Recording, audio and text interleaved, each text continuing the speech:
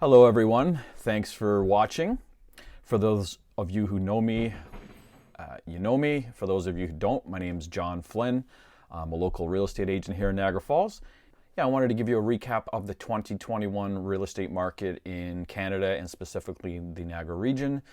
And in later videos, I'll get into not predictions, but my opinion on where the market could go from here in 2022 and beyond. So I hope you enjoy what I have to say, and I'll have many more videos to come. Okay, so for those of you who didn't figure that out, that was the housing bubble crushing me in my office, which is pretty much not too far from reality. Anyway, let's get into some numbers from 2021, and we can finally put this crazy market into a quantitative reasoning.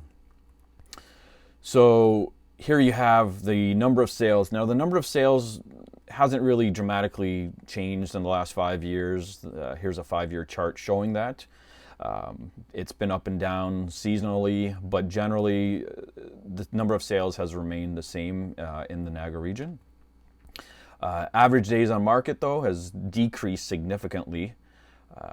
You can see here at the beginning of this chart, which was 2016, the average days was closer to 60, and generally throughout my career it has been 60 days, which of course now we're down to 20 or 15, or most of the actual residential homes we sell within a week, but on average it's less than 20 days on market. Months of supply. The months of supply is a great indicator for the general market, whether it's housing or cars or whatever market you're in. Generally, again, we have 3 months or so of inventory, and now recently we were at about a month of inventory. Now we're down to half a month of inventory. So very low inventory, and months of inventory means if there was no new listings on the market, it would take this long, half a month or 3 months, whatever time frame we're in, for all homes to sell that are currently on the market with no new listings. So right now it would take half a month for all the current inventory to sell out. This is an interesting, the average sale price over the last 5 years. And the increases, the 2017, 2018, these increases here are the year over year. So the 2017 increase was 2017 over 2016. So of course you can see 2017 and 2016 were great years. We had 22%. 2019, I'm not going to go to 2018 until later, but if you take a look, there's a reason why. Comment if you want to comment below now to see if you know what the reason is for 2018. I know what it is. I tell people this all the time when I'm doing business because people forget. But if you know, good for you. But I'm going to get to it later in the video. Of course, 2021, we're just under 30%, 28% year over year, which is pretty crazy. I tell people we have a crazy market, and that's the truth.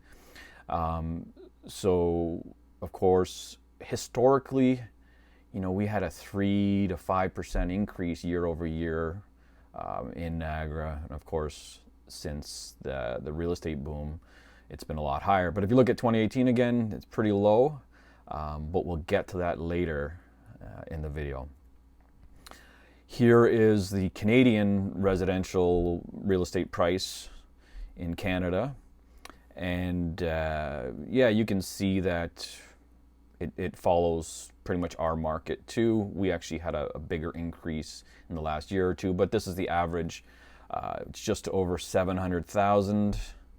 If we go back, we'll see that yeah, for 2021 we were about 708,000 average for the year in Niagara. So we're pretty much on par with the average sale price in Canada in the region. But whether that's good or bad, you decide. But that's where the numbers are. Just wanted to compare, like, real estate isn't the only thing. Everything has gone up substantially in value.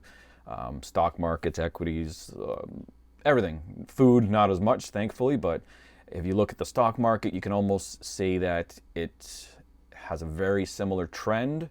This was 6 years back, and we're doing 5 years on these charts. So you can see that it has a very similar trend line, as you see there, to the real estate average home price. And here's an overlay, and you can see, let's go back to March and April 2020. Right here, you can see they both took a dip. Real estate was a little bit delayed. And of course, I've lined them up for the last 5 years, but they've been on a very, very similar trajectory, and which again will bring me to a later point in the video of why the market is the way it is. Now, I guess we're going to go there now. What influences the market?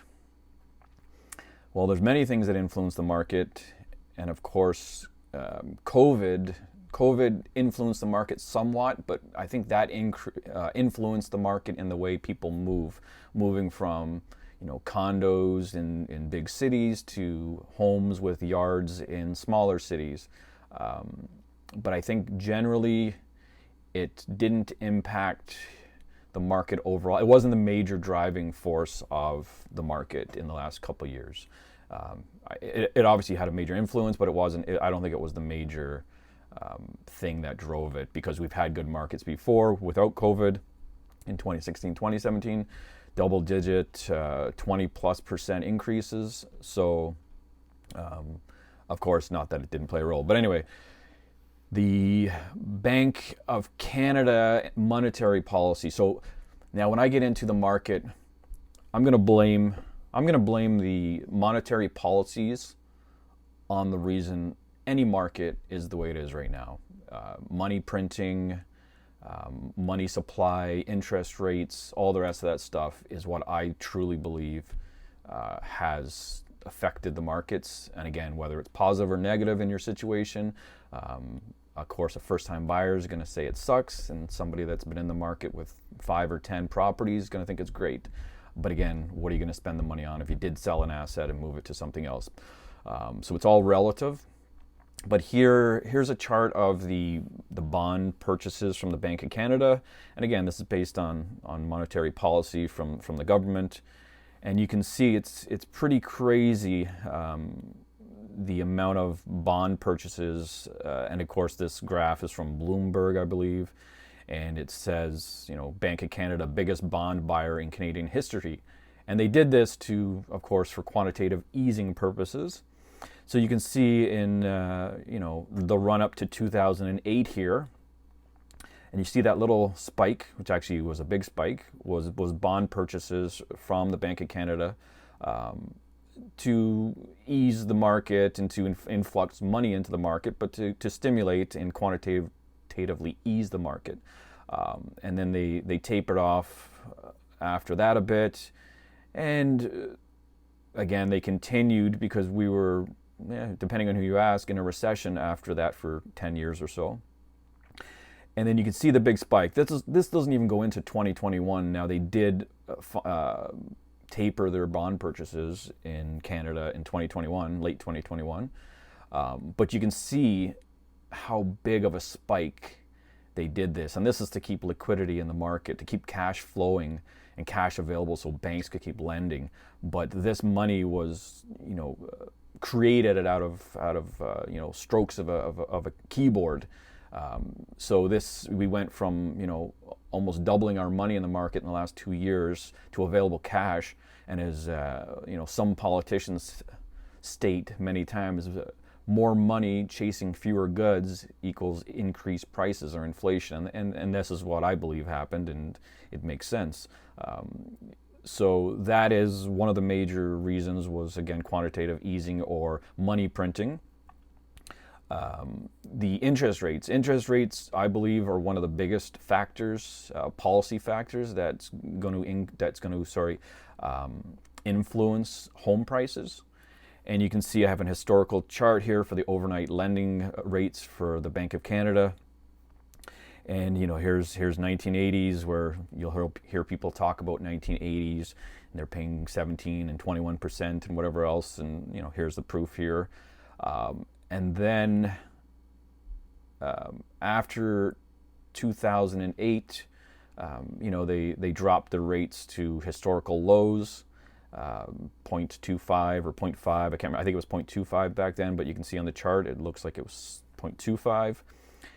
And then in 2018, they started to raise rates again.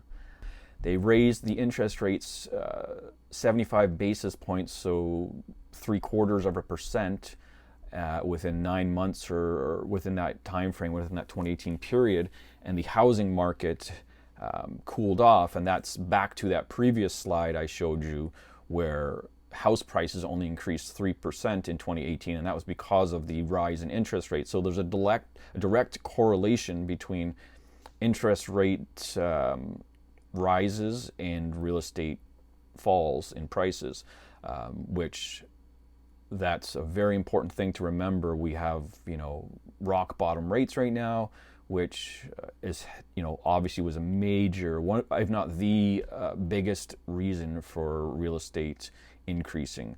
Now, collectively, it's a perfect storm. You have, influx of money into the market. You have historically low interest rates. And obviously, the next thing is something that I've noticed as a realtor is the investors. When I first started real estate in 2004, there was very few investors. I would sell homes to families, first-time buyers, a lot of first-time buyers, because I was in that age group at that time. But it was people buying homes to live in. Real estate wasn't the greatest or the best investment vehicle back then, because of all the just all the reasons that I've told you that it is now. But then it wasn't. You weren't seeing the returns that you'd see. It was, interest rates were 4 or 5%, and of course prices were rising with inflation or thereabouts. Here you see, I wanted to point out our leases, and this is just on MLS. Of course, many leases don't go through MLS, but I've seen a huge increase in the last 5-6 years. And I wanted to point out, we have a 10-year graph here. That was the only one I could get back 10 years. So from 2012 to 2022, we had an 890% increase in leases, and of course rental properties through investors in the Niagara region. And the Niagara region was a great resource for investors, because we had reasonable house prices where they could invest minimally and have a great return on investment, or a low risk investment at that. So you have, again, since 2012, an 890% increase. And I wanted to add in, since 2004, when I first started real estate, you'd see a lease come up every once in a while on our MLS listings. It was very rare. Most of them were on, Smart Shopper or the Shopping News, and then got into Kijiji after that.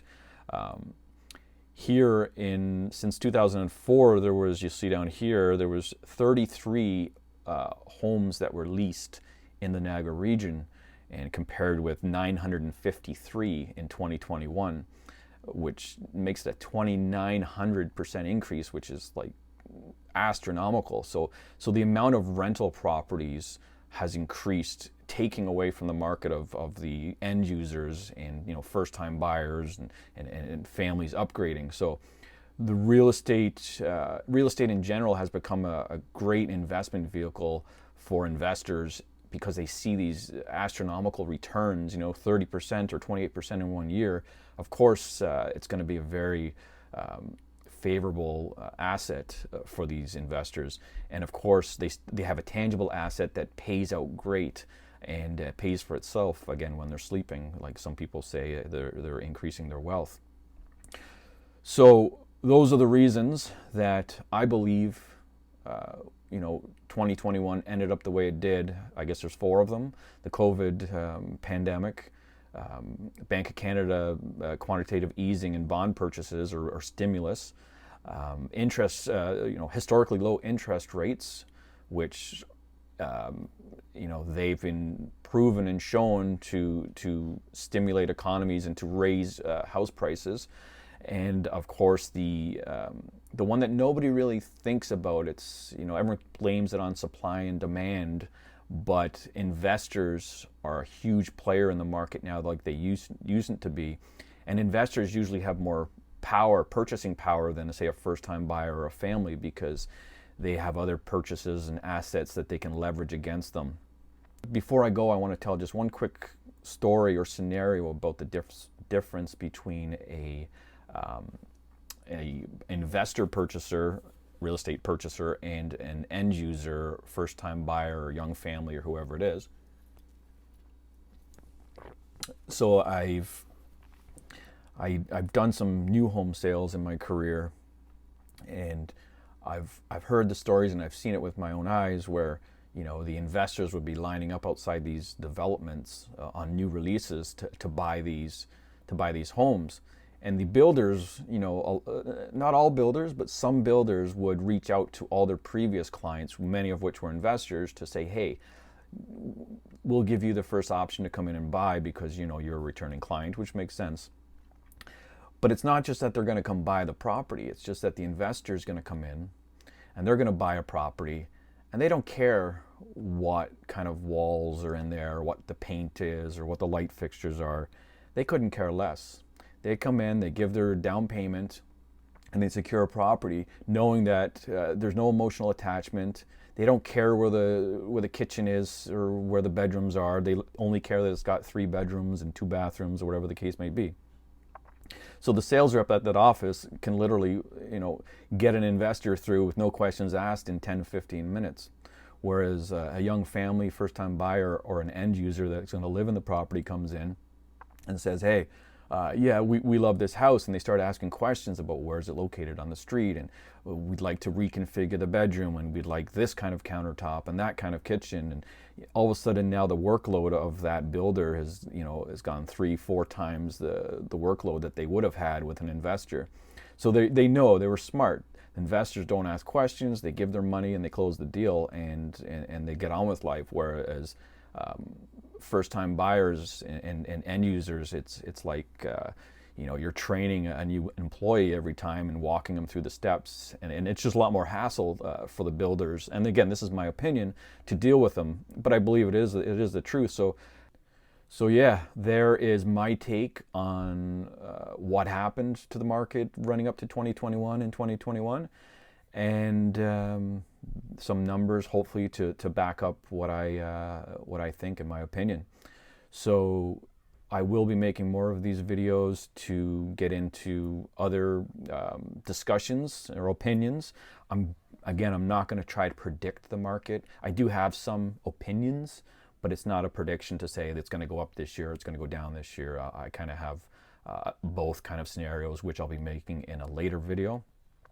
But yeah, so stay tuned, and I'll give you an update for going forward, and some information for you to take home and digest, so you can make your own decisions on what's may or may not happen. Anyway, thanks for watching, and I hope you enjoyed it.